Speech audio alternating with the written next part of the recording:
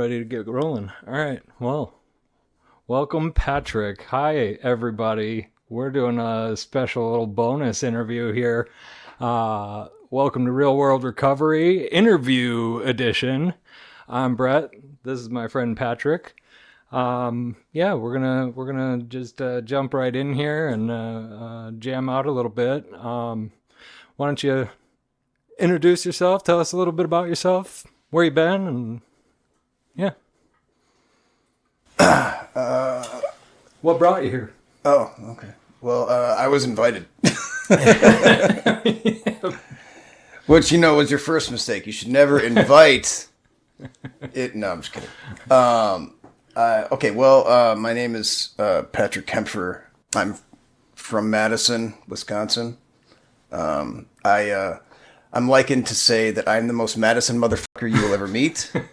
And I say that because growing up here, I lived in every part of this town. Yeah.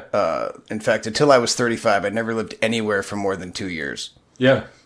And I think so. My record now is like 3 years and 2 months. Okay. Was the longest I was ever in one place. But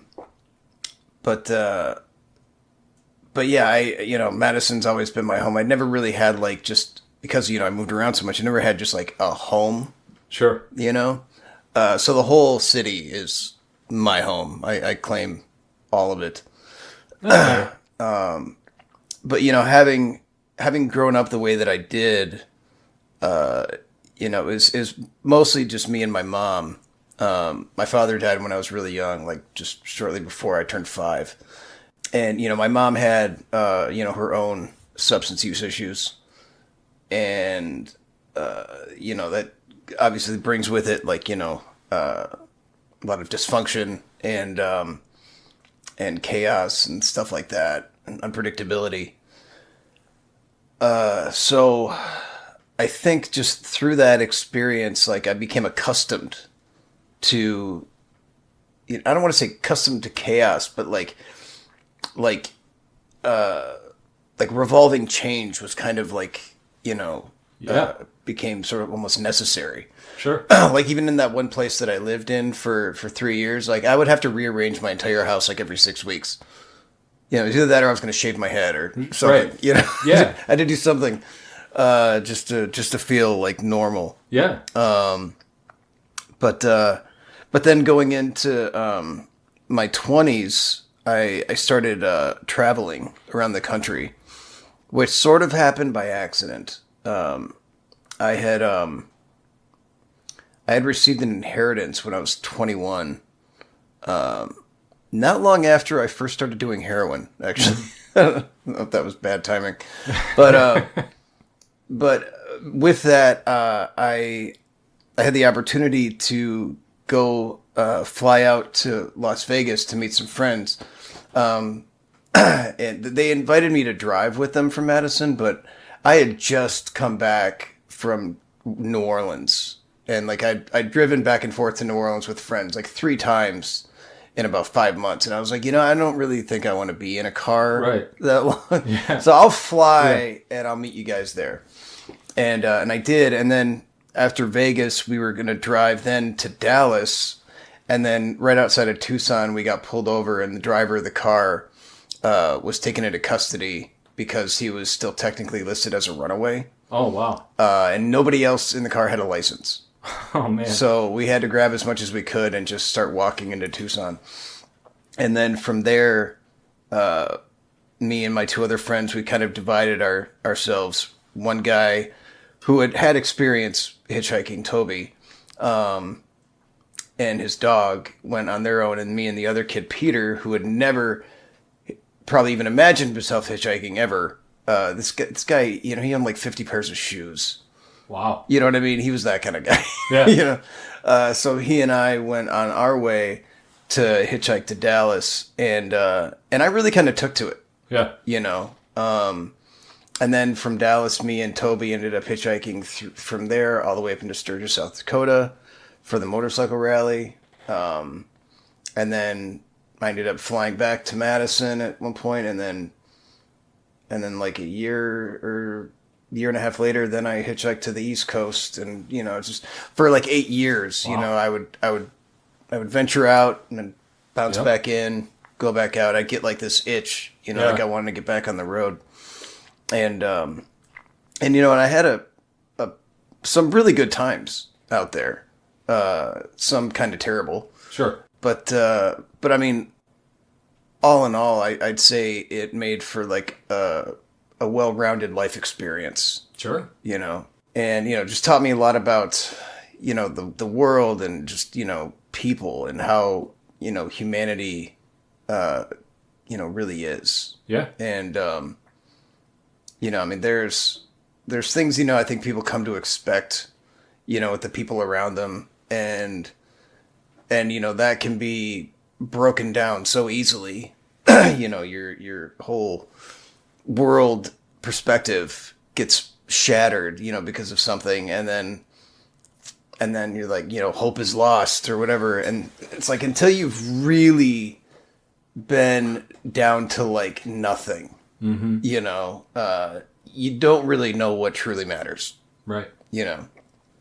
and then it's in those moments where somebody does some sort of kindness for you that your faith in humanity gets restored. Yeah. And that's always a really good feeling. Yeah. So yeah, kind of backtracking a little bit.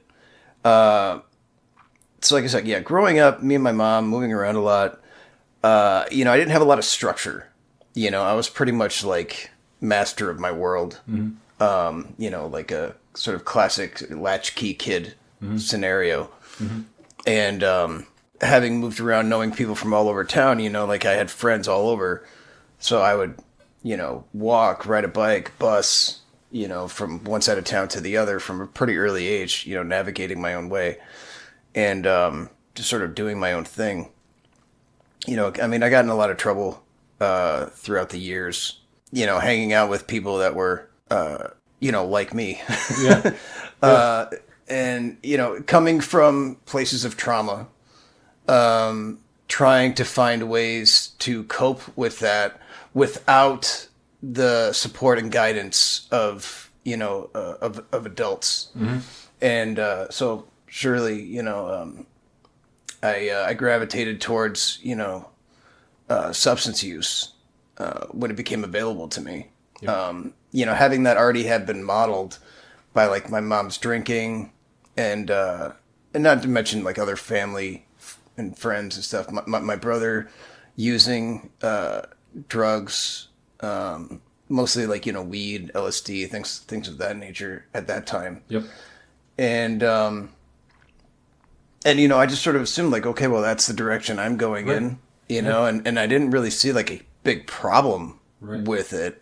I just figured that's just how people lived. Yeah. When that feels normal and it's what you see. Yeah. Yeah. Absolutely. So yeah, I spent like, I started, I think the first time I smoked weed was with my brother, but I was like 9 or something like that. But then when I was 12 was, first time I drank, and started smoking cigarettes, and then within a couple of years of that, I was doing acid and mushrooms and all that stuff. I think the first time I ever smoked crack, I was like 16 or something like that. I mean, it wasn't something that I got into. It was just something that I just did. Right. Yeah. It was there. Right. One of my friends had it, and I was like, yeah, I'll try it. Right.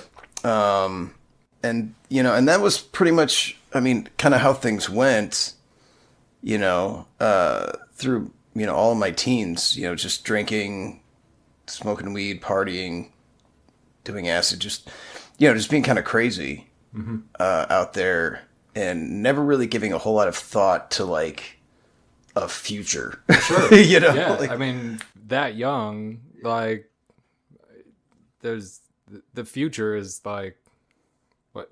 I mean, as a concept, it's like, what, next week? yeah, exactly. Yeah. So,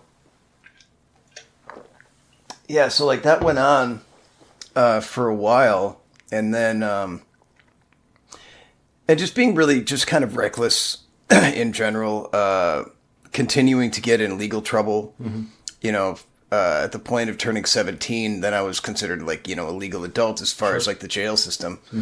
So I started getting, charged as an adult for different things, disorderly conduct, possession of paraphernalia for like, you know, pipes, trespassing, you know, just things like that. You know, just things that, you know, kind of revolved around just my lifestyle. And a bunch of that just started accumulating. And, you know, I'd get like a ticket or a charge, wouldn't go back to court. And then I get another charge. And so now there's a bail jumping on top of all the other charges. And in 97, that all caught up with me. And me and some friends, we went to Devil's Lake. And we were on our way back, and we were driving in like a Volkswagen bus van thing, which might as well just say like right on the side, pull us over. You know. But yeah, we got pulled over on the way back, and I think somebody in the front seat had something on them, or I can't remember exactly what it was, but they ended up checking everybody else's IDs, and my warrant came up, and then another warrant, and then, you know, by the time I got just back to like whatever county jail that was, I had like 4 warrants had popped up, and eventually got extradited back to Dane County. And while I was like awaiting court there, they just kept serving more and more warrants. I think I had like 20 something. Eventually they narrowed it down to 10. It's like 6 bail jumpings, 2 possessions of paraphernalia, possession of THC, and an obstruction charge. Including the time that I, you know, was like awaiting court and everything. And then with the sentence that I got, I did like 6 months. And it really wasn't that bad. You know, I'd figured out ways of kind of manipulating my situation so that because I had work release, I was able to, you know, go to a job in the morning and then go from work to night school. And then I had like ample time to get back to the jail. So I was out basically just there to sleep. Right. Yeah. You know, and it really wasn't that bad. But you know, that's kind of the interesting thing, you know, about, you know, just kind of being in that sort of lifestyle in general is the things that, you know, that I came to like find acceptable. You know, I'll get more into that a little later, but yeah. And then after I did all that stuff, I was out and thinking about like, okay, well, what do I want to do? Yeah. Cause I still hadn't graduated high school. I pretty much didn't really go to high school. Like I went through like part of, freshman year. I went to 3 different schools that year and I didn't accumulate any credits. And then the next year I tried to con my way into 10th grade, having moved, you know, to another part of town, a different school. And then they propositioned night school. And I was like, I didn't know that was an option. You know, I thought that was for like ex-cons and teenage mothers or something. But it was kind of cool because you could pick your own classes. It was only 2 hours a night, 4 nights a week, you know. So it was pretty ideal. But like during that time, you know, I'm still spending most of my time just downtown partying, hanging out by the lake and drinking on State Street and, you know, shit like that. And in fact, this one semester or quarter or whatever, I was starting a new class. It was a health class. And earlier that night, I had me and some friends, we'd gone in on a bottle of rum. And I had to go to school, you know, because it was like the first day of the quarter. I didn't want to miss that, right? So I showed up, but I took the booze with me. You know, it was like the whole liter was mixed into like a 3-liter bottle of soda. And I was like, I'm not leaving this with you assholes. It'll be gone by the time I get back. And I can't trust this. And then by the time I got back, it'd be too late to, you know, convince some bum to go buy us more booze. So I took it with me. And I remember sitting in the classroom, like while we're waiting for the teacher to walk in, and I got this big ass 3-liter bottle on my desk in front of me, and I'm like, anybody want a swill? What? You want a show? No? All right, man. More for me. And then finally, the teacher came in and we went through like, the kind of the introductory stuff. Yeah. And then we get a break in between, the whole thing. And I told him I needed to leave. I made up some bullshit about like, yeah, I'm helping plan a surprise party for a friend of mine, so I really gotta go. and I left. So when I came back for the next class, it was like that. So that was on a Monday. I came back on the Wednesday, and he's like, all right, we're gonna get right into the curriculum and everything, and he starts writing on the board in huge letters. Okay, so first we're gonna start off talking about alcohol. And everybody just like just looked straight at me, and I was like, oh my god. So it wasn't, I wasn't hiding anything. Sure. Really. Yeah. I mean, not that I was trying to. Right.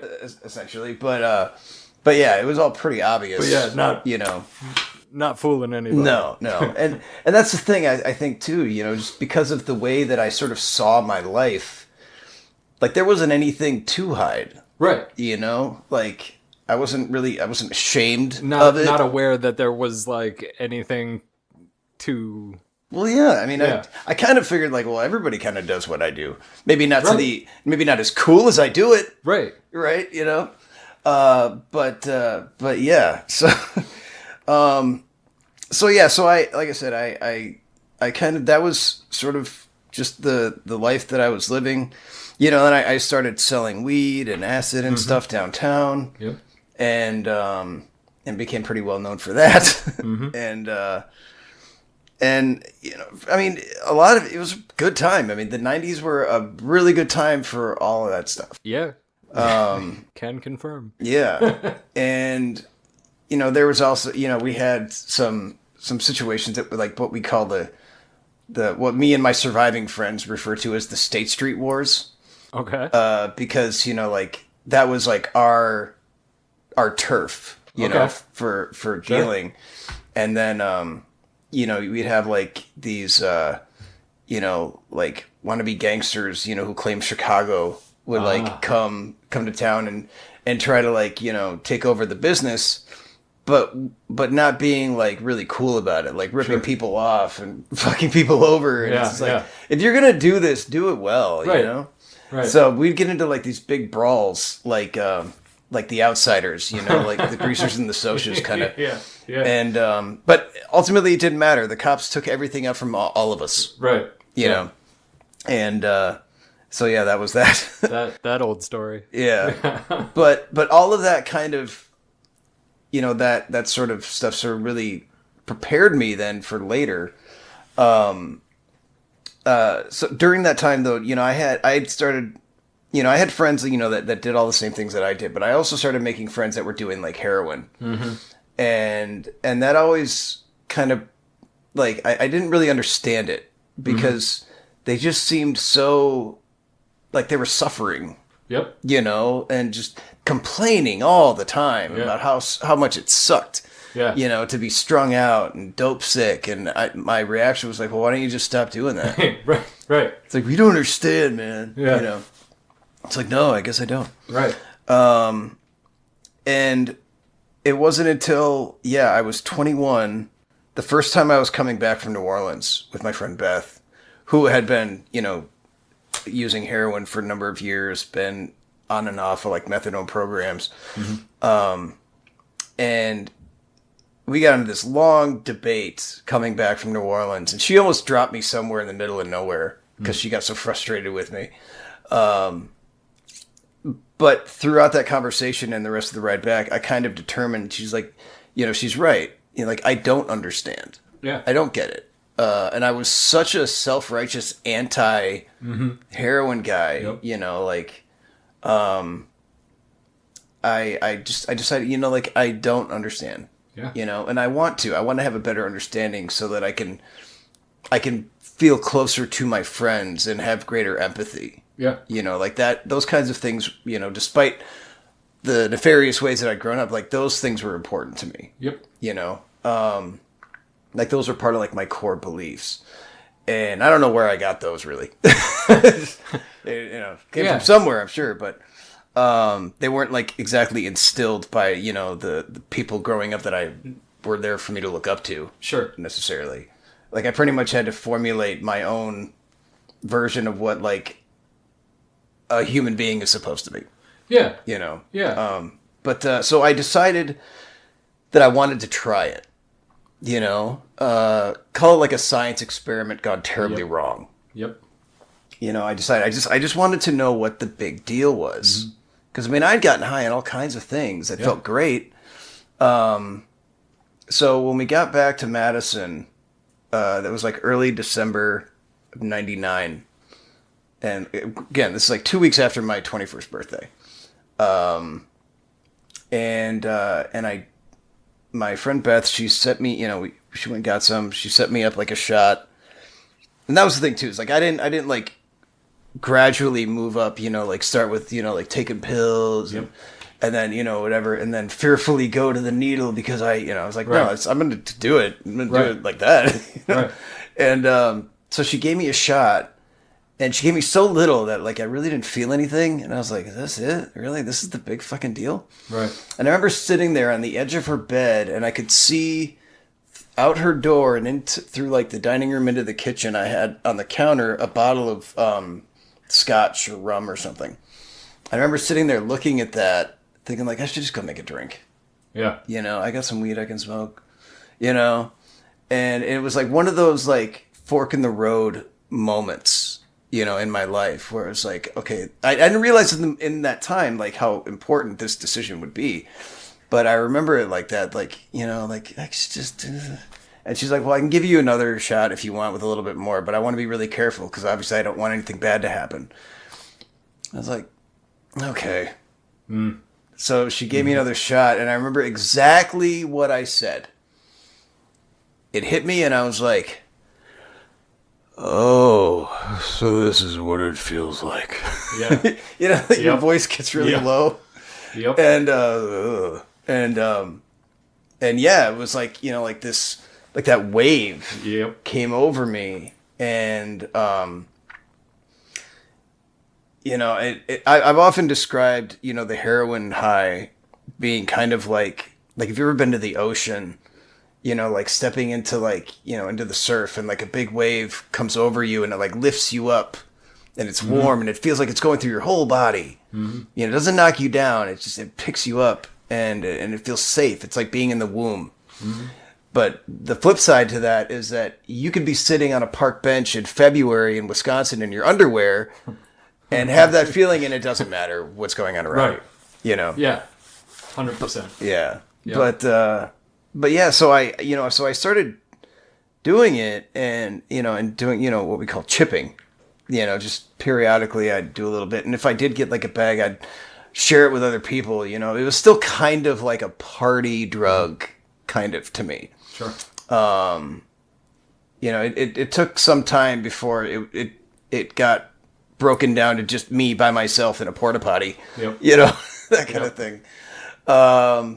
But so for like 6 months, I just did it like that. I didn't get really strung out. Because I didn't really do it that often. And, I didn't get so deep into the lifestyle outside of just like, the small group of friends that I was always kind of with anyway. And then I decided when that opportunity came to fly out to Vegas, that was it. I was like, you know what? I tried it. I did. Oh yeah, by the way, halfway in between that, so that was December when I started. In March was when I got the inheritance. And that was for like $37,500. And that was just part of my inheritance. But yeah, that's what I got. And I spent a lot of money on dope and other drugs and just party stuff, Sure. But then I got to this point, it was like, yeah, I think I'm good. I learned what I wanted to learn. I kind of get it now. I have a better understanding. I'm going to go, travel and see part of the country and have some fun with that, do something different. Yeah. And that was really all good and fine until me and Toby, we were in Sturgis, and right around the the time that we were looking to get out of there after the rally had been over. We'd been there for like maybe a month. And I was trying to find a way to get back to Madison. So I was kind of asking around if anybody would want to drive me. And there was this kid that I met out there named Brandon Nichols. And he was one of those guys. I've always sort of compared him a little bit to like Chris Farley. Okay. You know, he's like big dude, high energy. Either you found him to be totally obnoxious or totally endearing, you know? Yeah, sure. And when I met him, I was outside of this, me and Toby found a yard that we could camp in there. And one of the dudes that was also staying there wanted to go to this, I can't remember the name of it, but it's in Sturgis. It's supposedly like the biggest bar in the country or something like that. It's like the size of a football field. Oh, okay. And so I drove with him out there just for the hell of it. And this car pulled up, and this dude got out, and he saw me in the car just jamming. And he's like, "Hey, man, what's your name? Who are you from? Blah, blah, blah, blah." And I told him, and he's like, "Oh, Madison, yeah, I got some friends that were there not too long ago." And, and he told me their names, and they had this dog named Shakedown, and they drive a hippie bus. And I knew exactly what he was talking about. Okay, yeah. But what he didn't know is that part of them had died. Oh. Like that bus, they were going from one rainbow gathering to another, and the bus rolled. Oh no! In the road, and everybody, including the dog, died except for the woman who was driving the bus. Oof. And I can't even imagine what her world became after that. Yeah. But he didn't know this, and I felt like shit. I have to tell him. Yeah. You know, so I did, and that kind of like sort of solidified like our engagement to each other. You know, it's like this suddenly had like a trauma bond, basically. And we became really close friends. And even though I had all that money, he got me a job at the Roadkill Cafe there. Okay, doing dishes, just so I had something else to do. Sure. You know? And so, we became pretty close. And he was the one that offered to drive me back to Madison. He had family in the Cross. So, it's like, yeah, man, we could drive there, and I'll stop and see my family. You can meet them, and then we'll go to Madison, and then whatever. And then it occurred to me at some point in the couple days after that I had a warrant in Madison in Dane County for trespassing. And I was like, oh man, if we get pulled over in his piece of shit car, like even like in Minnesota, for sure, I'll get arrested and extradited. And I don't want to fucking deal with all that. Right. I mean, he'd be stranded, I'd be extradited. And so the night before we were going to leave, I told him in this chick's kitchen, I was like, you know what, man, I think it might be a better idea if I just fly. Mm-hmm. I know it'll be expensive, but I think it just might be safer. And I remember him saying like, oh man, it's cool, I understand, but I still see like the look on his face. He was kind of devastated a little bit. He was really disappointed. And he's like, that's cool, man. We'll party here tonight, and then whenever you want to go to the airport, I'll drive you. And I was like, all right, cool. So we spent the rest of the night, partying, drinking and shit. I woke up the next morning, like on my face in this chick's living room, like, and I got up and like everybody was gone. And I was like, where the hell? And then I remembered everything. I was like, oh man, I should go talk to Brandon. Yeah. Tell him again how sorry I am. So I went down to the Roadkill Cafe, assuming that he was at work. I go in, I didn't see him. I go to the back, and I see this other mutual friend of ours that I think that also worked there. And before I could even say anything, he was like, oh man, did you hear about Brandon? And I was like, oh man, did he get arrested again? Because he got arrested for drunk driving like a couple weeks before that, but they didn't keep him in because, it's Sturgis during the rally. Right. I mean, they can't keep everybody in custody. Right. And he was already on probation, so he was going to be in enough trouble with that anyway. He was, looking to be like revoked. Mm-hmm. And that was, a big stress for him, obviously. And probably a big reason why he wanted to hit the road. Yep. But I was like, oh man, did he get arrested again? And he's like, no, man, he's dead. I was like, what? He's like, yeah, man, last night I guess he left what's-her-name's house to go back to his mom's for some reason. And when he came onto the highway, he sideswiped a car and then rolled his car, and he's done. Oof. And that like just hit me so fucking hard. Yeah. You know, because like that shouldn't have happened. Right. You know, like he should have stayed at that house we were at, and we would have left the next morning together. And the only reason he was going back to his mom's was to drop off he had his car packed. Yeah. With his stuff already. So I guess he was going back to his mom's to drop off all of his stuff and maybe crash there instead of where we were. So I just, at least to me, naturally assumed responsibility for that, because if it wasn't for my last minute decision, to change our plans, he wouldn't have been on the road that night. And I mean, I've talked about this with people in the past, and like, well, you didn't make him drink and drive and blah, blah, blah. And it's like, no, but I set the stage for the situation, and it hurt me so bad to know that was, kind of my fault. And no matter how much weed I smoked, no matter how much I drank, nothing would quell that pain. And then it occurred to me, oh, I know something that will. Mm-hmm. Heroin. Mm-hmm. I could not wait to get back to Madison to get high. And I pretty much, when I did finally get back, I made it like a point, like, to get a habit, you know? And I was like, all right, well, I'll just spend as much money as I can, Yep.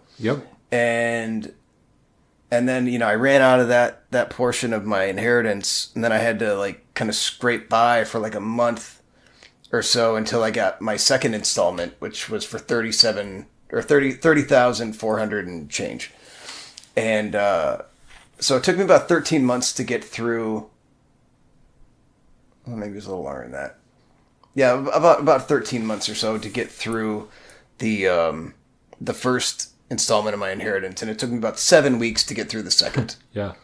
And I got up to like, I was doing like $300 a day, $300 a day habit, like $100 shots 3 times a day. Yep. And, and then finally when that was gone, I mean, I was really kind of hoping that I would just die before I ran out of money. Yeah. But, despite having a few overdoses, I didn't die. Yeah.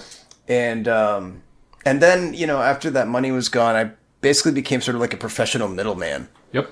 And that's really, I think, when like my hardcore addict selfishness started to really take over. Mm-hmm.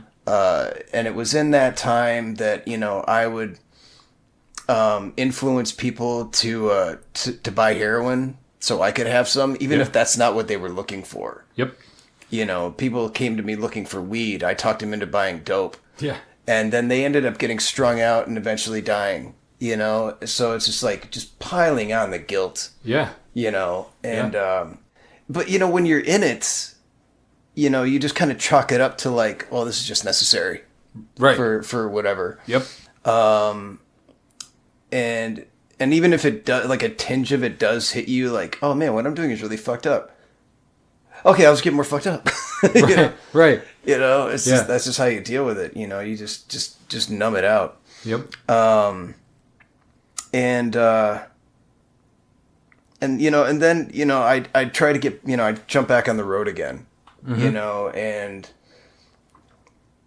with this sort of half-assed idea that like, okay, I'm gonna stop being such a junkie, right, and just try to party like I used to, right.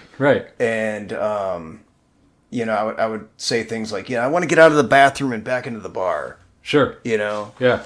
And but while doing so, it's just like I said, it's just like the level of shit that I was willing to accept in life as acceptable, I just got lower and lower and lower. And was it 2003? After coming back from the North Carolina, I ran into this chick that I had met like the summer before that, and we started seeing each other, which is weird because I was originally dating her friend, before all that. But then we got into a thing, and then she wanted to do heroin, and I didn't want her to, Right. because I didn't want to be responsible for that. But she's like, well, if I don't, if you don't help me do it, then I'm going to have so-and-so. I'm like, oh, fuck that. Right. That guy's already got a dead girlfriend, Right. under his belt. So we ended up being strung out together. And then there was a big bust in Madison, and nobody could get anything. The little bit of dope that was around was being, like, price gouged, So I was like, fuck this. Let's go to an actual city. Yep. So we took this stolen car with another friend of ours and drove to New York. Just on a flip of a coin. Yep. And then, I had this squat out there that, geographically was really nice. It was right in, like, the Lower East Side of Manhattan. Mm-hmm. But then, things got so bad, though, just with the drug use. Like, her veins became shot, and we had, I had to shoot her up in her neck. It was, and, like, and we lost the squat too, because I'd let people, it started to get cold. I'd let people stay there, and then they blew it up. Yep. Basically. And, so just as it was getting cold, so we'd be in like a doorway, shooting up in her neck. And it was just like, we'd both be crying. It was just so sad. She got the opportunity to go back to Spain, where she's originally from. Her mother and her grandmother came to New York to convince her to do that. And as reluctant as we kind of both were about the situation, it was for the best, and we both knew that. And I still talk to her. She's got a little boy now, and she's doing well. Good. So that's thank God. Right. But yeah. So then I was just alone in Manhattan, and I didn't want to stay there because things had gotten bad. I had in the days leading up to her leaving, I was the first time I officially whored myself out, and had like my first homosexual experience. I was outside of a this like sex store in Greenwich Village, and I'm just looking at the window display, like, and this guy walked up looking like a lawyer in like a suit and coat and everything, briefcase, and he's like, you like this kind of stuff? And I was like, and quick decision. Right. I'm open-minded. Right.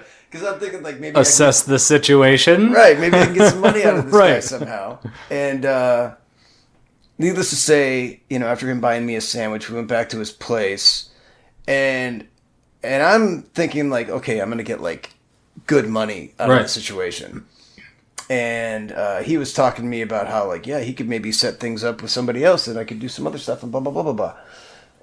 And to make a long story short, I eventually let him suck my dick, and it was the most uncomfortable 10 minutes of my life. Yeah, but also the best head I'd ever had. It was weird. There's a big dichotomy there.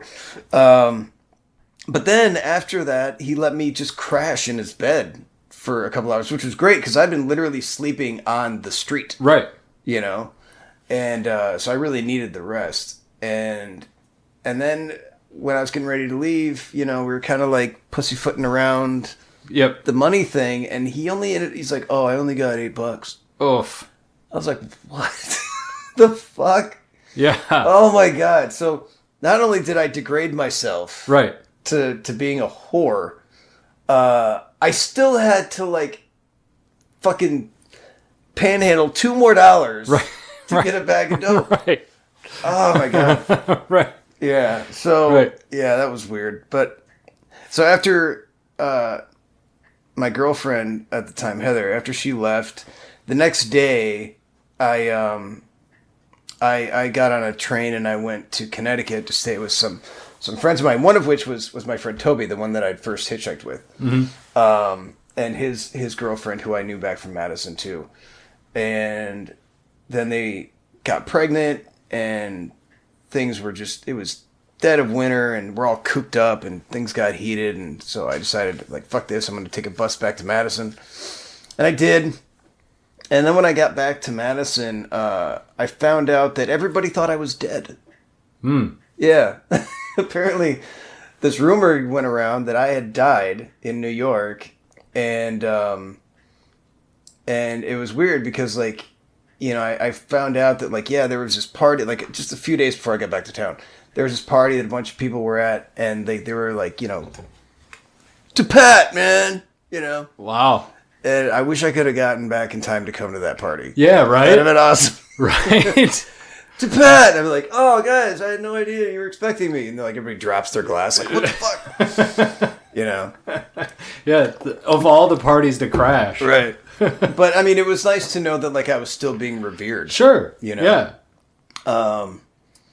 But yeah, so I was, you know, I stayed around for, like, just a few months. Mm-hmm. So I got back in January of 2004. And then in, like, May or June, me and this chick that I knew, who wasn't my girlfriend, but we were, like, you know, like, running partners, you know? Yeah. And we decided to go to California for the Rainbow Gathering. Okay. That was going to be out there in Mount Shasta. And so it was the two of us, and then these two other chicks we were going to drop off in Colorado. But by the time we got to Colorado, we all hated each other. You know, by the time we got to California, me and the chick I was with, Charlotte, we absolutely could not stand each other. We were fighting so much. Then we picked up a bunch of scumfucks. Mm-hmm. That's what they're actually, San Francisco scumfucks. Yep. Decided to bring them with us, so it's just, things just got worse. And then we ended up at the gathering and just had this huge falling out. I ended up going off on my own, and you know, made some of my own friends, bumped into some people that I knew.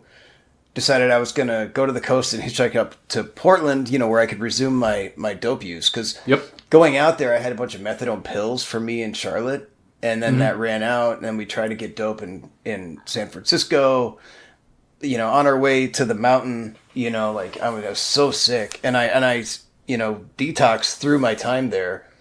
Not to mention getting Giardia, because we went there, when we got there, we had like 3.5 gallons of whiskey. Oof. And some soda and no water. Right. So I ended up drinking out of a creek. Ugh. And got Giardia. And then I got timber flu, which is even, you know, made it even worse. Yeah.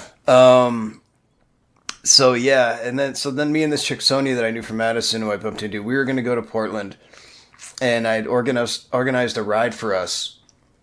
And on the morning that we were going to be leaving, we were just waiting for that chick to come back from dropping some people off at the highway.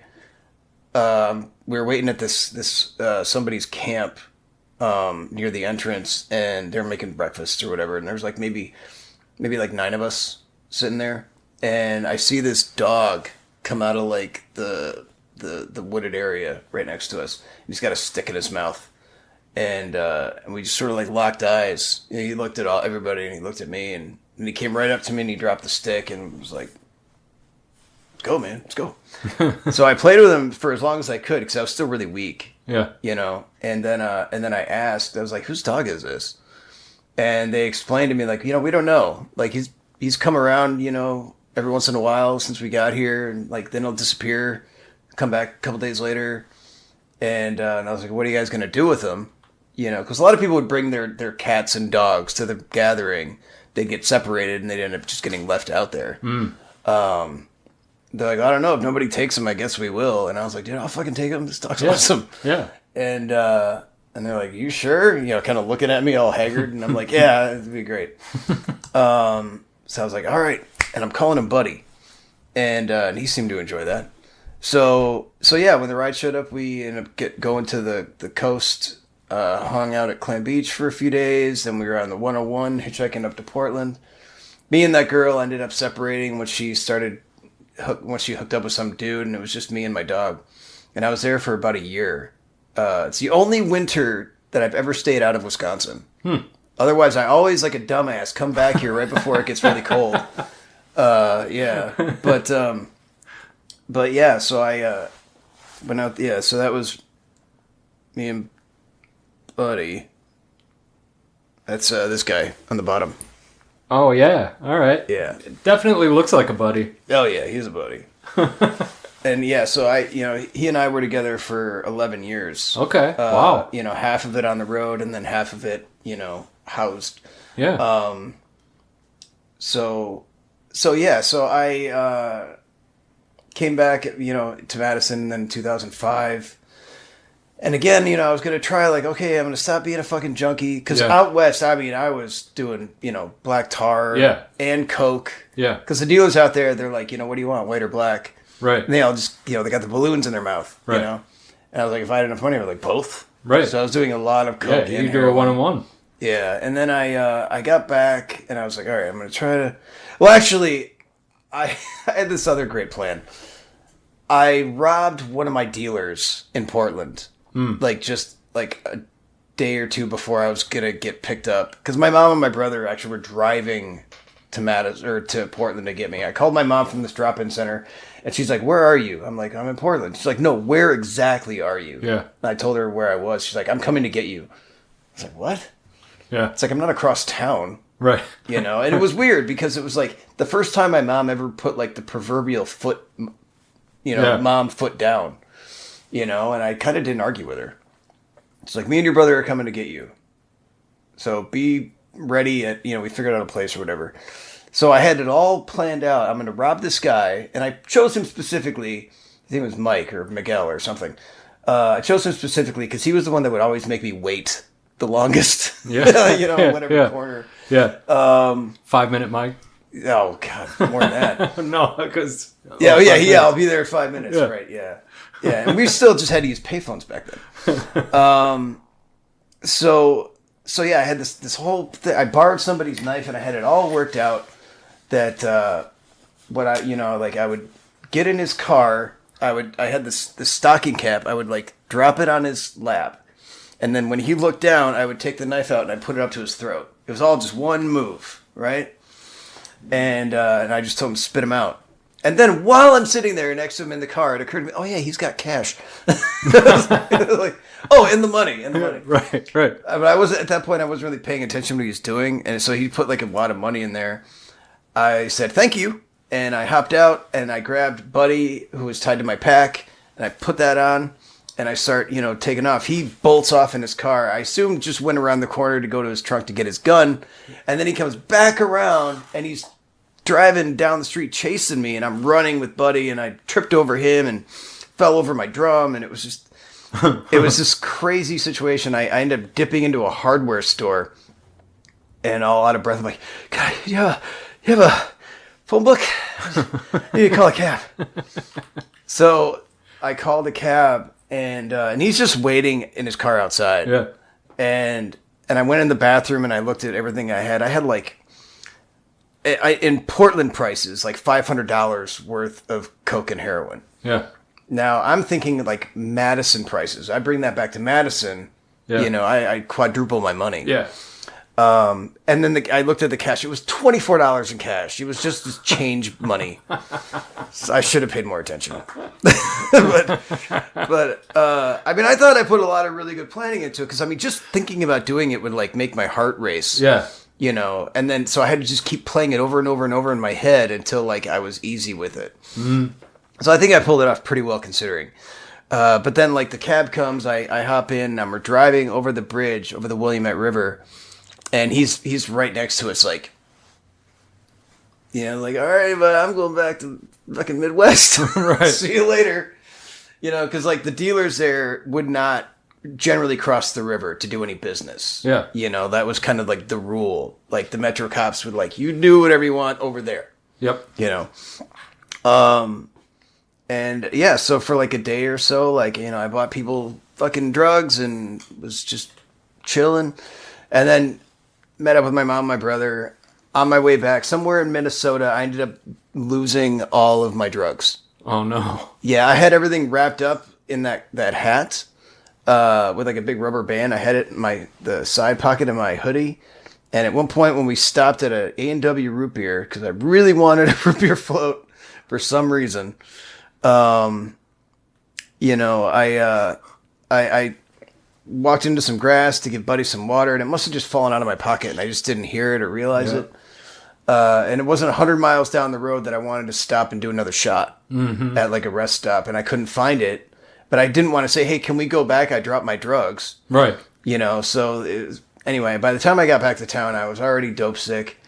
And, but yeah, and then I got arrested, for some other, I don't even know what the hell it was. It wasn't the trespassing from before. I did eventually get caught up for that, and I did a whole week in jail. Yeah. Which really, it's just like, man, like I was so scared to get caught up, with Brandon, that I deserve a whole week in jail. Yeah. But so anyway, so in 2005 though, yeah, I got caught up for some shit and sat for like 2 weeks, was able to, kick dope while I was there. And then started living under this bridge after this other friend of mine had OD'd, where we had like his, celebration of life party or whatever, the Highway 30 bridge. And I just stayed there for like months and just camped out there until it got like, too cold.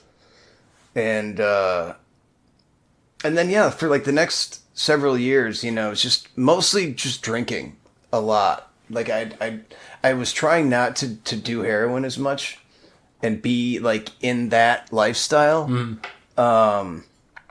But just totally just replaced it with drinking so much more. And because of all like the accumulated like guilt and everything on top of just all the other trauma that I grew up with, Yep. And just new shit, it's like you never have a time to breathe. And then I had gone.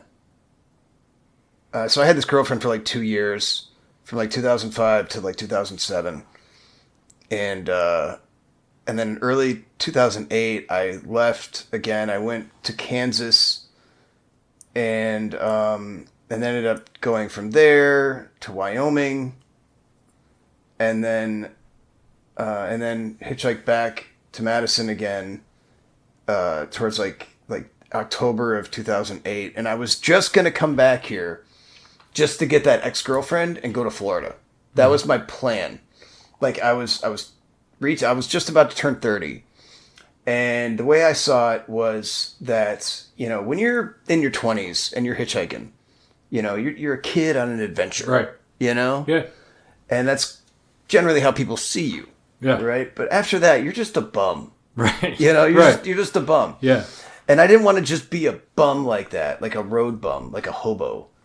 So I was like, all right, I'm going to retire from being a traveler. I'm going to go back to Madison, get back with my ex-girlfriend who I'd been talking to and everything.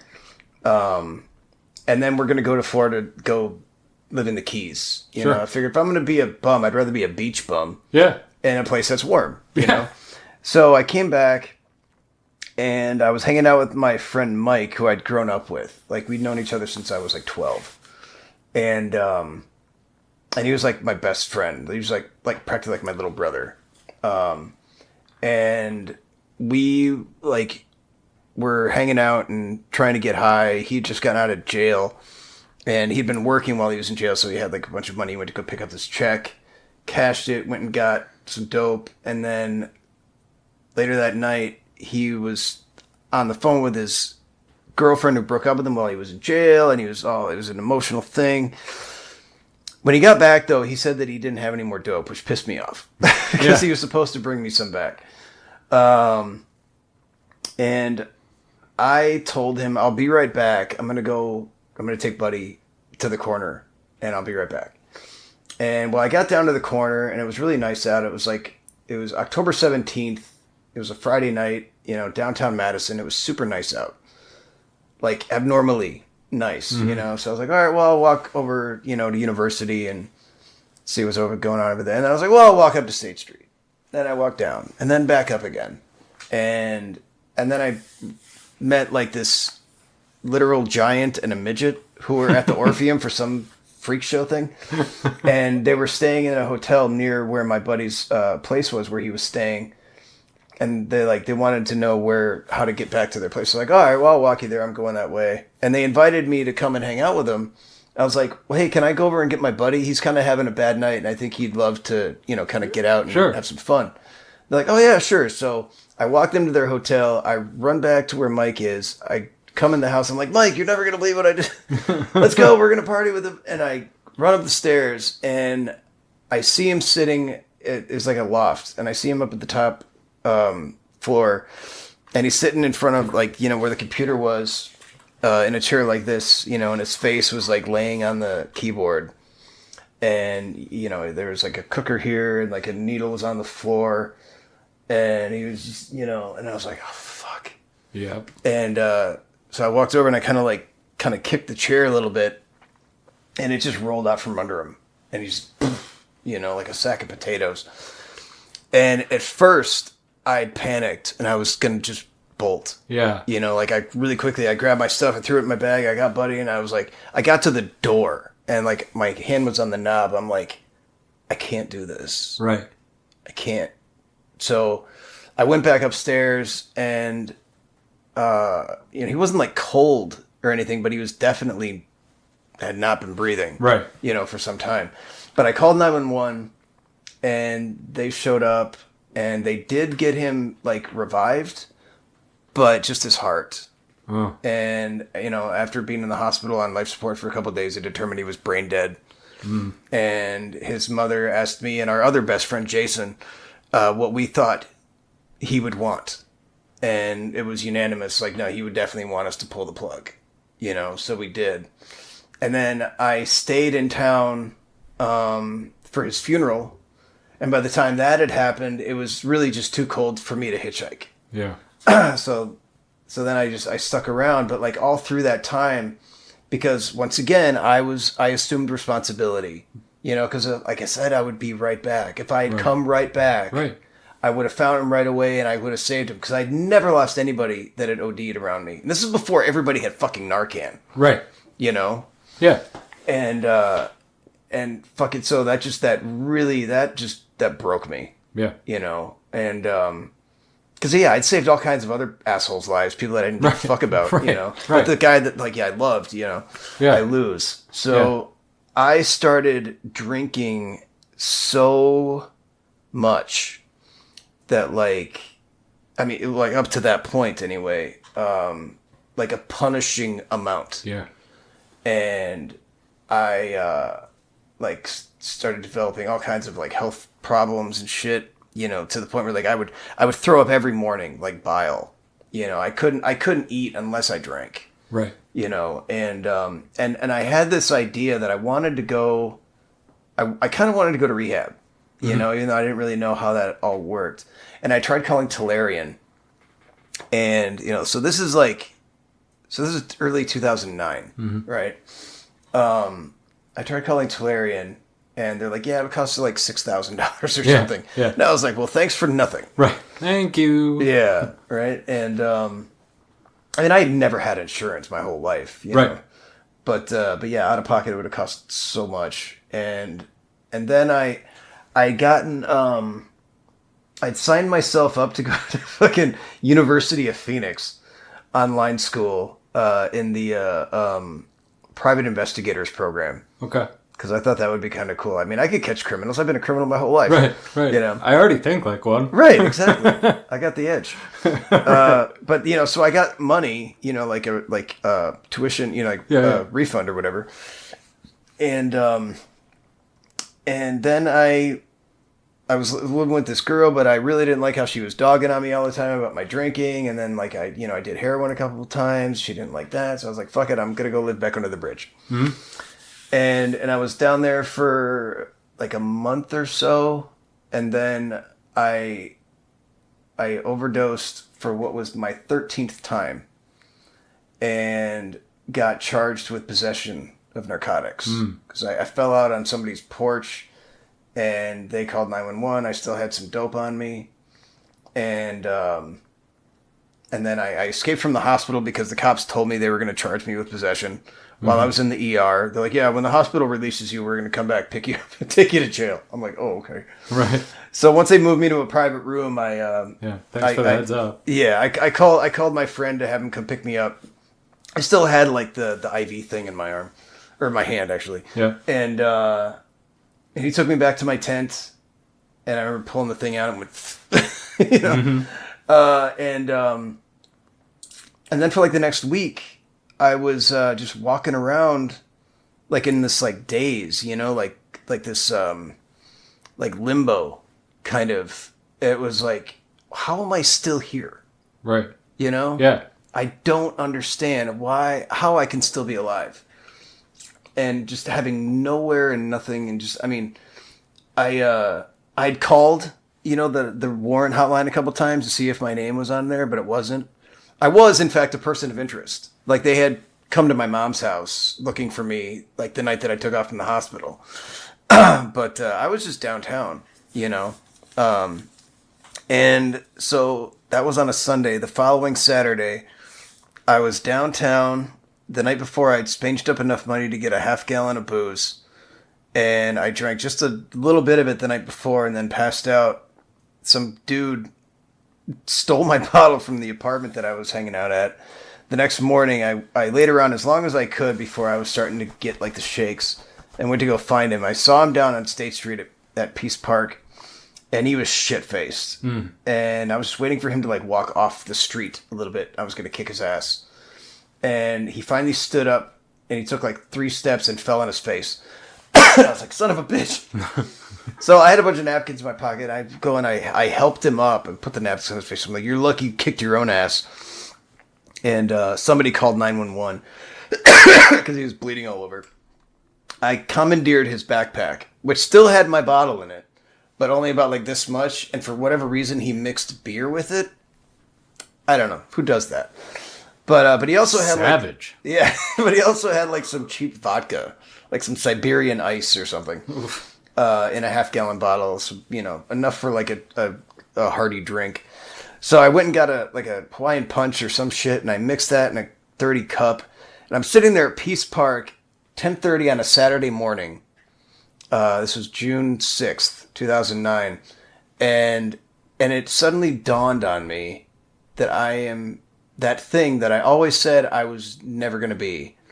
Like, no matter where I was in all the years leading up to that, like whether I was in some rotting squat in Manhattan or under some, you know, filthy bridge in Portland, a seedy motel in Dallas, or like on the river in fucking New Orleans, you know, I said, at least I'm not one of those State Street home bums drinking cheap vodka at Peace Park. Yeah. And here I was, a bum in my hometown, drinking cheap vodka at Peace Park. And I was like, fuck my life. Right. Fuck. And I was like, and I said something to myself that I'd never really said before. I said, like, I don't want to do this anymore. You know? And it wasn't just like, oh, I don't want to deal with this shit. Like, I don't want to do this anymore. Yeah. And I don't know if we could call it a prayer necessarily, but it was just like, I don't want to do this anymore. You know, right. I kind of said it to myself, and I was just like thinking, like, man, if the ground could just open up behind me, Yep. I would gladly fall into it and disappear forever. Yeah.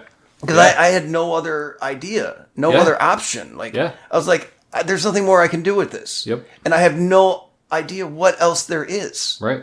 You know, it's either you just go on using until you eventually die, or you stop and you just gritting your teeth for the rest of your life, fucking miserable. Yeah. And in that perfect moment, the cops that were at the emergency room the week before were walking by and they recognized me. Oh, yeah. And they walked up to me. They're like, Mr. Kempfer, we've been looking for you. And I was like, yeah, I thought you might. And so they, you know, they placed me under arrest, but they were kind enough to let me, you know, give buddy to somebody, you know, with some instructions. And they took me to jail.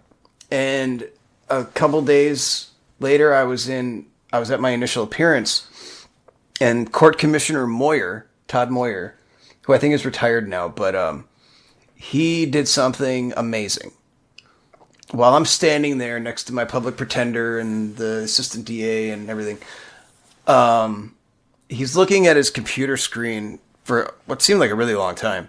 And finally he looks to me and he says, you know, I'm looking at your whole history here, your whole rap sheet, and I'm willing to bet that everything on here is somehow related to alcohol and drugs.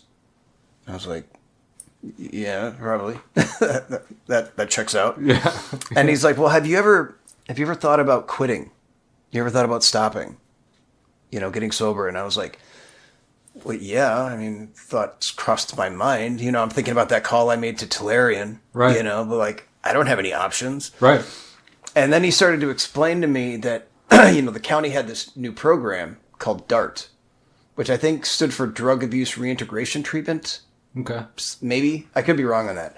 But it's basically like a jail diversion thing. Sure. So like while you're still pending your charges, they put you on the bracelet and they put you in rehab, which was at the time Hope Haven, which is now essentially 5-door. Yep.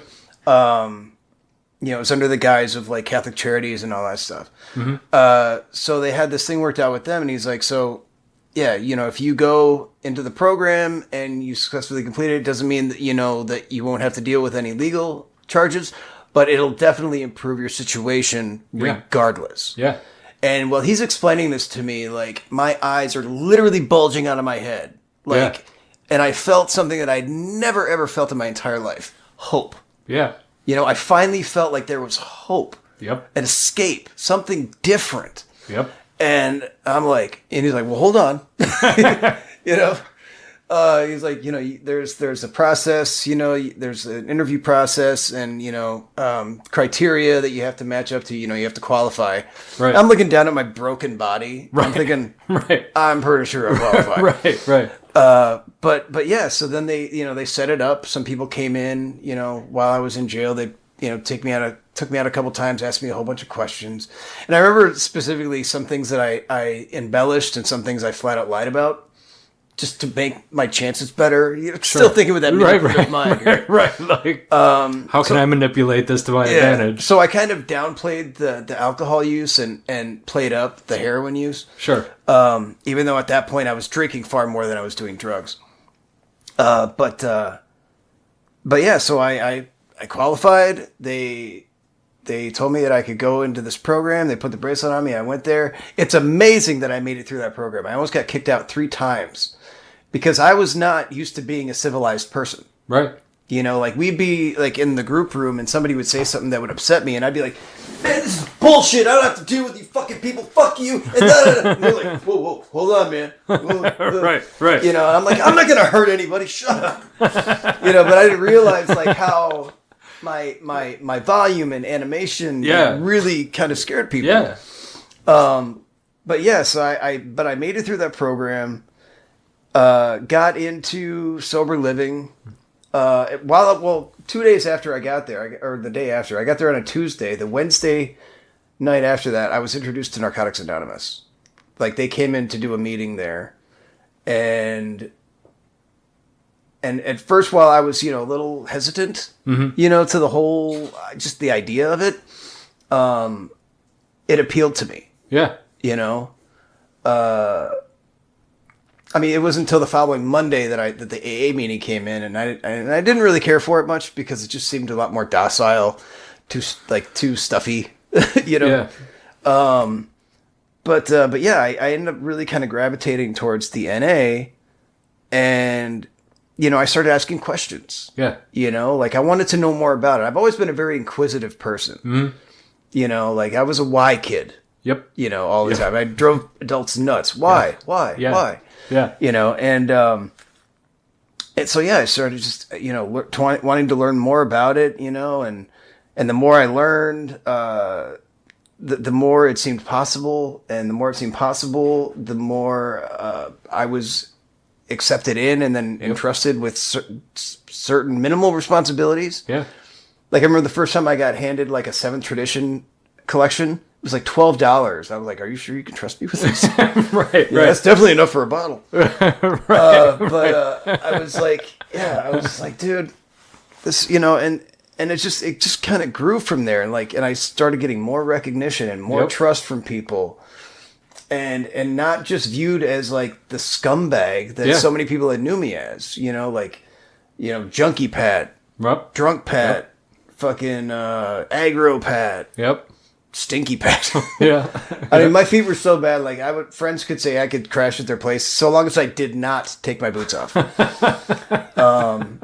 But yeah, man. And it gave me, and I think I touched on this a little bit on Sunday actually.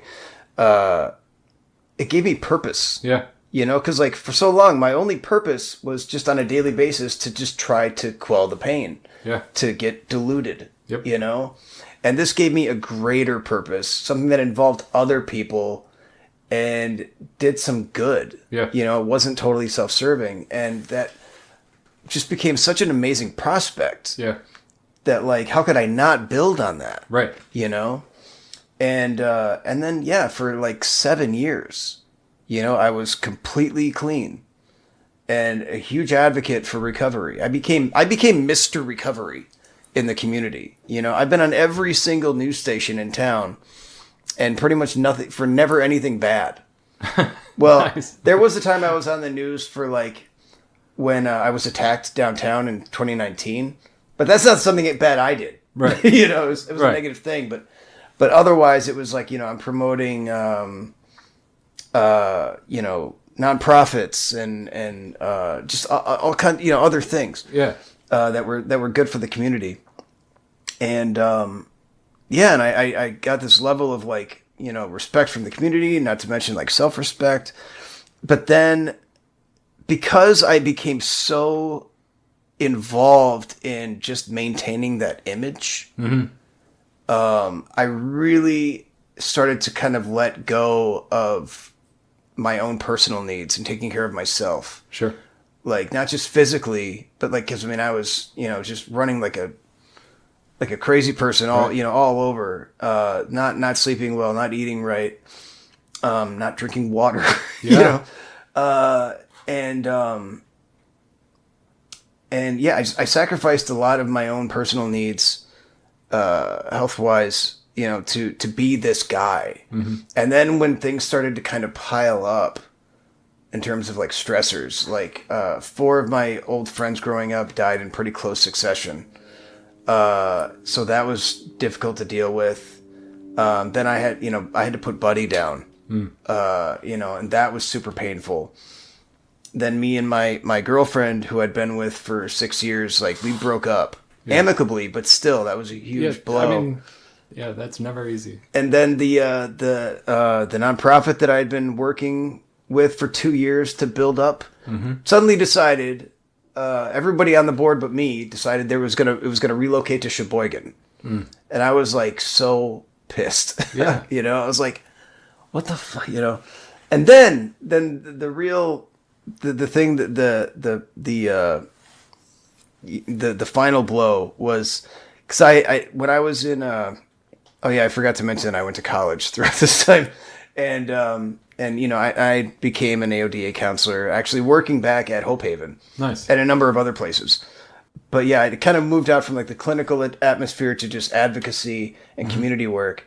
And, but also while I was in college, I was writing for the school paper. And to the point, I was the opinion editor, but I also had like a column that was called Recovery Matters. Nice. And then I was trying to go for the editor-in-chief position for the next year. And I ended up losing that to somebody else. And that was kind of like the last thing that like, I was like, fuck. And I relented on some things and I smoked. I quit smoking when I was like 3.5 years clean. And I decided I had this chick that I was seeing at the time who was staying at my place, until I could help her get into rehab. Yeah. Already a bad decision. Mm-hmm. But she was smoking a cigarette on my porch, and I was frustrated, and I was like, give me that. Yeah. And I smoked the cigarette, and I really do think that played a huge role in what happened, because it's like something in my brain just like flipped. Because I had put tobacco on the same shelf as heroin and alcohol, And it's like if I use any one of these things, that basically I'm proving to myself that I don't care about myself as much as I should. Yep. So I did that, and then it wasn't long before I justified drinking. Yep. And then once I did that, and I was very open about it, all of a sudden all my recovery buddies just Yep. kind of disappeared, walked away. I was like exiled. Yep. And then I felt really shitty and alone and sad. And I was like, fuck. So then I ended up breaking down and doing heroin again. Mm-hmm. And so, yeah, all that happened in 2016. And it's been since then that I've been trying to sort of like to reestablish myself in recovery and to, sort of get back that feeling, that I used to have about recovery. Because I mean, I recently celebrated a year sober. I haven't done heroin for years, but like, drinking became such a huge thing. Yep. Up until January of last year, I was drinking a half gallon a day again, and it was terrible. Like I had to detox in the ICU, because it was so bad. Yeah. But I've had a year before, and it didn't mean as much to me, because I was constantly comparing, to like my original time, and who I used to be, and all that stuff, and so it just didn't feel. I just couldn't feel good about it, right? And it's weird because it's like now, I can kind of look at the entirety of my time in recovery, even though there's been times where I wasn't like, totally sober. The principles, the methods, the ideology of it all has still been with me. Yeah. Even if I've been acting on my self-destructive nature, I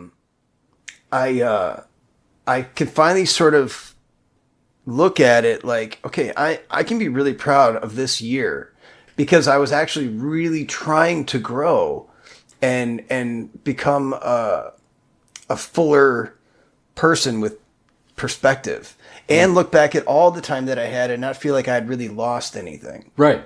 And that became so important to me to be able to have that balance. Yeah, absolutely. Mitchell, my co-host, he always says that you don't lose that time that you had before. Like that it doesn't get taken away. Right. So I think that's an important lesson for anybody to learn. And and that comparison piece, that's such human nature to always be comparing to ourselves or to anybody else, but it's such a thief of joy and achievement and like that feeling of accomplishment. And it really is, it's a true accomplishment. And so I remember when you had that year and like it was a big deal. So, yeah, man. I still feel really good about it. Hell yeah. The thing though is, I think, the reason why it's so hard for people who have had established time in recovery that, fall off for whatever reason, like they judge themselves, through the eyes of others as well, and it's like the idea of coming in and like, oh, everybody thinks I'm a failure. I think I'm a failure. It's all that shame and and thinking like, oh, I'll never be able to recapture, the kind of regard that I had from people and blah, blah, blah. Like that's a big deal, for a lot of people. And that I think keeps people from coming back, and trying to, reestablish a recovery for themselves. But I think the bigger thing, really, at least for me, it's not so much like coming in and like thinking people are thinking about me or having some kind of feelings about me or looking at me funny. It's just going in and knowing that like I'll never be able to have that same kind of like sense of awe, and wonder that I used to have. Like recovery was like another adventure for me, just like my travels. Like I can't wait to see what's around the next corner. It was also new and exciting and like so knowing that like I'll never be able to have that exactly, you know, that's I think was really the hardest thing for me to reconcile. You know, it's like, and coming to the realization like that's okay. I don't need to recreate anything. Mm-hmm. You know, I just have to keep creating. Yeah. You know, me. Yeah. Like it's not like I came to a point and it's like, okay, now I'm me. Right. You know, I've reached my peak and that's it. I'll never grow beyond this point. Right. You know, like old school psychology.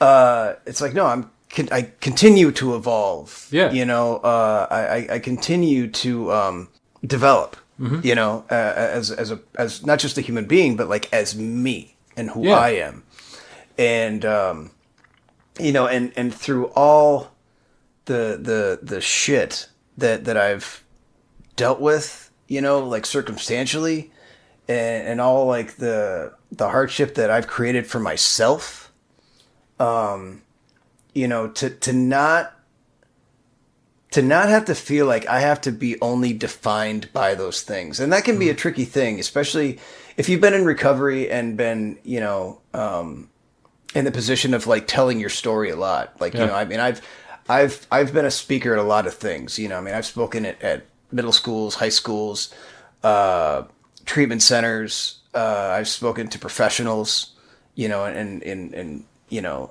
psychology, medicine, you know, I mean, I've been all over the place with that stuff and reliving some of like the most troubling parts of your life. You know, it's like you kind of get to this point where like, that is who I am. Right. You know, and it's like trying to balance that with like the good that you do, you know, around that, you know, it's just like, it can be very confusing. So to be able to try to really gain like actual perspective, you know, you know, it's like the only way you can do that is to really be able to like move back from it, you know? So while I, for years regretted losing my clean time, sure, and the established regard that I had in my community and the respect of my peers and self-respect and all that stuff, and looking at it like how, like, okay, well, this led to that and led to this and led to that, you know, like I never probably would have ended up, you know, dating this girl, Mackenzie, who I got pregnant, who ended up having our baby way too early, you know, and he died, you know, and like that was like something that I thought I would never be able to, you know, get through or look at with any kind of perspective or even or any sort of like human appreciation, you know, and oddly, the day that he was born was January 19th, 2019, and you know, so that became just like a terrible day to look back and remember. Which was in itself confusing because it was like, you know, like the best day and the worst day. Yeah. You know, last year when I finally got confirmation that I was going to be able to go into this treatment center up north, you know, I was like, okay, this is like go on this Monday. All right. I have to spend at least this many days, at the hospital. So I went into UW on a Friday, and that just happened to be January 19th. Huh. I didn't realize it at the time. Huh. You know, it wasn't until after I'd been there for a few days, like, oh yeah, that is the date.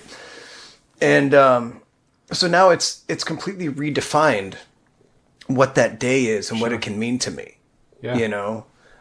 So like I was saying, you know, looking at something and like, you know, defining myself by this particular kind of thing, and these set of circumstances, it's like, well, I can decide for myself. I don't have to be told how I'm supposed to look at something or experience something.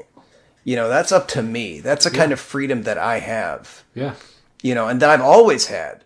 But like, you know, in active addiction, wallowing in the self-pity. Yes. And just the horror that you're surrounded by. It's so hard to have that kind of perspective to realize, like, no, I have some agency here. Yeah. Because when you're stuck in that, you don't feel like you have any agency. Exactly. You're a slave. That's what addict means. Right. It means being a fucking slave. 100%. Yeah. And that is the greatest gift that one can find in recovery. That's when they talk about freedom from active addiction. Freedom means having a choice. Yeah. That's the difference between a master and a slave, is you have a choice. Yeah. And sometimes your choices aren't what you want them to be. Right. But you still have a choice, and that can lead to further decisions that you can make for yourself. Yeah. And like maybe, my life isn't where I thought it would be, 10 years ago. Sure. At this point. But it's not all doom and gloom either. Like currently, I live in a nice house. Yeah. I have a great woman in my life. Our relationship is solid. We're happy. Yeah. We weren't always getting along great, but that was mostly because I was completely insane. Yeah. But I'm still trying, to better my situation. I don't just mean like, get like, the best job and make the most money, but to just do things that I can, that I can put my heart into, that I can feel good about, that isn't just all about me. Right. As a matter of fact, I just recently got hired to become a wedding DJ. Nice. And it's not just like, I just go to a thing and I just push some buttons. Right. Like, I mean, this is like a national organization. Nice. And like I'll be like working with like, the couple, like for at least a month leading up to like their wedding, preparing for exactly what it is that they want. And being able to just, I mean, give me a microphone and I'm happy. Right. Yeah. But but to be part of something like that and to have people putting that much faith and trust in me. Yeah.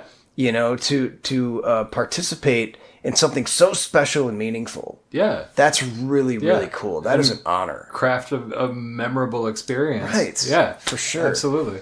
And so I'm really excited about that. It plays right into like, my abilities and my skill set. Yeah, man. But it's also like, like I'm not desperately trying to convince somebody to not destroy themselves. Right. So that's good. Yeah, man. That's awesome. Yeah, I'm excited about that. Yeah, and I like the idea of one of the things that I got and I can relate to is, for me, one of the things that I've learned in my years clean that has really helped me is that shift from why is everything happening to me? Why is this always happening? Like that self-centered thinking, that pivot going from that to, sure, maybe things didn't turn out exactly as I'd envisioned them, but the skill I learned was being able to be more flexible and being open to what's happening around me and recognizing opportunities. Yeah. And being able to kind of go with the flow a little bit better because I'm not so self-centered all the time and so ready to jump on an opportunity to be a victim and like need to always feel like, why is this happening to me? And instead, just this thing happened. Okay, now how do I deal with it? What do I do next? Right. And being able to then move forward. And that's been one of the biggest skills I've learned, because I was always quick to anger and quick to depression, like simultaneously. Yeah. Like I could be angry and depressed in like the same instant.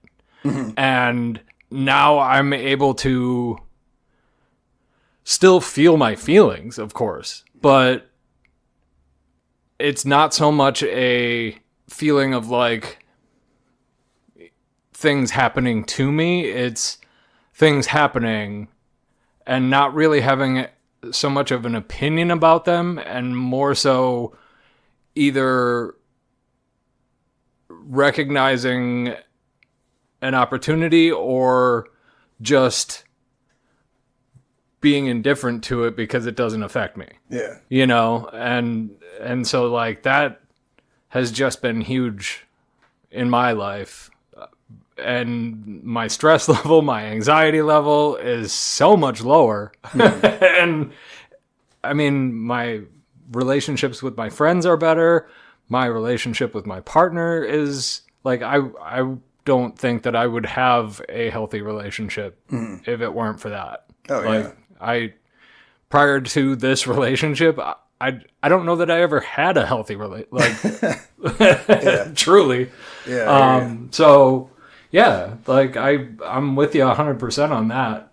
Any other like big plans that you've got coming up that you're any big projects or anything that you have on the horizon that you are working on? Or well, I mean, I have another, because you know the DJ thing will be mostly like I mean, it'll be really involved, but it's not really a 9 to 5 sure thing. So I'm still trying to. I have an interview on Thursday to work at JCPenney in like the men's department. Nice. Which would be kind of cool. That's up your alley, man. You definitely got an eye for style. Right.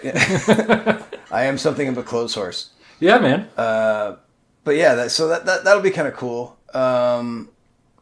Also, just, I mean, anything where I get to kind of work and communicate with people. Yeah. You know, I can really enjoy. I could never work in like a factory, right, or something where it's just me just doing, you know, or even like custodial work. I Yeah. mean, not that I'm dogging on janitors, but it's too isolating. Yeah, it's important to know, You know ourselves and know what we thrive in and what does not mesh with our personality. Yeah. Like, I'm with you. I tried the factory thing when I was younger, and you know, I held that job for a year or so. Wow. But like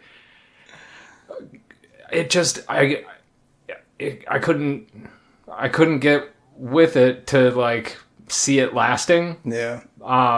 Basically, I held that job until I could find another job to replace it. Was how it worked. I was like, I can't afford to just quit this job without having something to replace it with. So, you know, as soon as I realized like, yeah, this kind of work ain't for me, I started the job hunt and worked it until I found a job to replace it. But, but yeah, I think that's one of the biggest things that people can learn in this life is like, know yourself, know your type of personality, and just find something that fits with that personality. Like, it doesn't have to be like, don't do something just because it pays more if it's going to make you miserable. Oh God. Yeah. No, I had a factory job once in 2006 at a place called Milwaukee Valve. I think it's in like Prairie du Sac or something like that. Sure. And it was just, you know, just going like this, assembly line, just do this little thing, and it was loud, and I couldn't talk to anybody that was even kind of close to me. Did you have the like, it's so loud. earmuff things on? There's not, it was just terrible. And it was, at the time, it was the most money I'd ever been paid for a job. It was like $12.65 an hour or something like that. So in 2006, that was kind of like, oh, that's a lot of money. Yeah, that's decent money back then. And I quit after 3 days. Because I was just like, fuck this. I'd rather go back to Madison and work for $6 an hour making pizzas. Yeah. You know? Yeah. For real. Yeah. But you know, it's, in terms of like the personality thing, you know, the way I kind of see it is like, you know, there's sort of like two kinds of people. You know, there's like suns and moons. You know, there's like people that just emit energy, you know, and lights, and you know, like people are drawn to them, and you know, and it's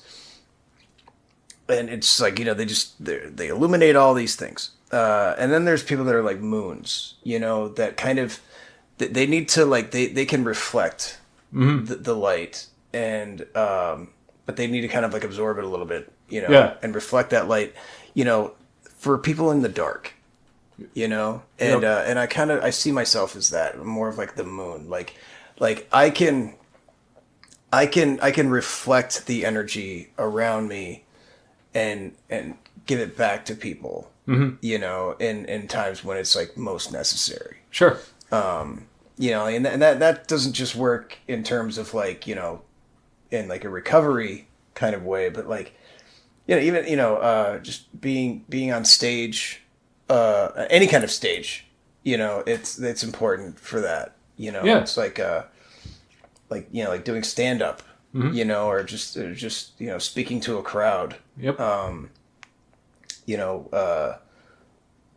Whether it's, like I'm, telling my story or I'm keeping people entertained, whatever, it's the same. It kind of comes from all the same place. Yeah. And to know that I can always use my experience, my perspective, to kind of, sort of guide the mood, through that. It's like I've come to understand better, basically how to read the room, to know the crowd, and know what's appropriate. It's not just me just going, right, right. It's like I'm there's a getting what you got, and then it's like, all right. There's a thing in a sales training that I went to, the guy called it mirroring and matching. Mm-hmm. So whatever the person that you're, your customer or whoever is, whatever energy they're bringing, you mirror it and match it. So like whatever their volume level's at, you kind of meet them at that. Whatever their cadence is, you kind of try to speak at the same speed, and so that way it establishes rapport. So like if they're talking fast, you try to talk fast. If they're talking loudly, you try to talk loudly. Because if you're opposite, it's gonna cause friction. Right. And then so you do that for a little while, and it creates familiarity. And then when you want to get their attention, you go opposite. And then they get drawn in. Right.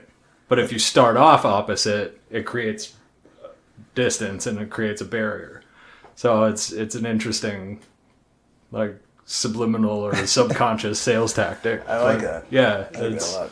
It's just a, conversational thing. But yeah, mirroring, matching is very... It's very effective. The last job I had was we would talk to people over the phone, and so since there was no visual, like rapport that you could build, it was entirely vocal, and so it worked extremely well to do that. But yeah, that was one of the things I taught my team was mirroring and matching, and it was incredibly effective. So I think I remember learning something very, very similar to that in motivational interviewing. Sure. When I was still studying to become a counselor. Because you have minimal time, right, to create that rapport with somebody. Not necessarily selling something, but you're definitely, like there has to be like trust, and confidence in the back and forth, and so making sure that people feel heard, and appreciated, definitely much more likely to become accepting of whatever it is you're trying to offer. So that's really cool. I like that. Yep. So you asked if I had anything else going on. I've been wanting really badly to start a new podcast of my own. Yeah. And I have like some ideas. I think I mentioned this to you before about, I kind of want to do like a movie review thing. Because I watch a lot of stuff anyway. So it'd be kind of cool. But yeah, I also wow, I just totally brain farted. That's what that smell is. Well, yeah, but I also kind of want to just go back to doing the one that I had before. But I don't know. Part of the reason why I wanted to do this, Yeah. like in person here, is because I kind of wanted to see like what sort of setup you have. You know, Pretty basic. so I can get some ideas. Yeah, pretty basic. 3 cameras, couple of microphones. It's pretty nice. I mean, it's evolved. Yeah, it's definitely evolved. We started off with just that tabletop microphone, which sounded terrible. Yeah. And just one microphone, or one camera, I mean. And then started adding as we went and as we learned the software. Mm-hmm. That was the real hurdle. I was like, it doesn't make sense to add equipment if I don't know the intricacies of the software. Right. So as we learned more about the software we were using, then we added more equipment and kept playing around with that. And so... Yeah, a big part of my preparation for the DJ thing will be learning how to use all the equipment. Yeah. So I'm going to be getting into that pretty soon. But I guess just as like a little plug for myself. Yeah. I still have my YouTube channel. And my old podcast, Mad City Podcast, is on Spotify. But my YouTube channel is now called Overdose Media. Good. Which is like one word. Yep. We can throw links in the about info and everything in the show notes. And then in that has like my playlist for like my stand-up comedy stuff. My Pat Kae. That's my comedy stage name is Pat Kae, which came from being in recovery, being known as Pat Kae. Sure. So I just, instead of trying to get somebody to pronounce my last name correctly on stage, I just went by Pat Kae, and I just, instead of being an initial, it's Kae. Sure. So yeah. So yeah, I have my Pat Kae comedy stuff, my Mad City Streets video vlogs, things like that. A whole stuff with the pup dates. My dog Daisy. She had puppies back in 2018, and just the cycle of life coming from the puppies. That was really cool. So yeah, if you want to see some dark comedy, some cute puppies, and me just fucking off all over Madison. Hell yeah, good stuff. Good stuff. Awesome. Yeah. Well, cool, man. Well, yeah. Anything else that we didn't cover that you want to touch on? I'm sure I'll think of something as soon as I'm in the car. All right. Well, yeah. If you do a short and tag us on Instagram. Okay. Awesome. Well, yeah, appreciate it. I got a sticker for you. Ooh. We got our stickers in. Nice. Yeah. That's really cool. Who designed it? I did. Nice. Well, yeah, cool. I really like this. Well, awesome. I truly appreciate it. Yeah, man. Thank you for having me. I appreciate that. Yeah. Well, if you guys have made it this far, drop a like down on the bottom of the video, and if you want the AdSense gods to harass you every time that we add more content, hit the notification bell and subscribe. And if you're listening out there in podcast land, leave a comment and a review and, Apple Podcasts or iTunes, whatever they're calling it now. Do all the things. Help the show out. It's free. Appreciate it. See you guys. Peace.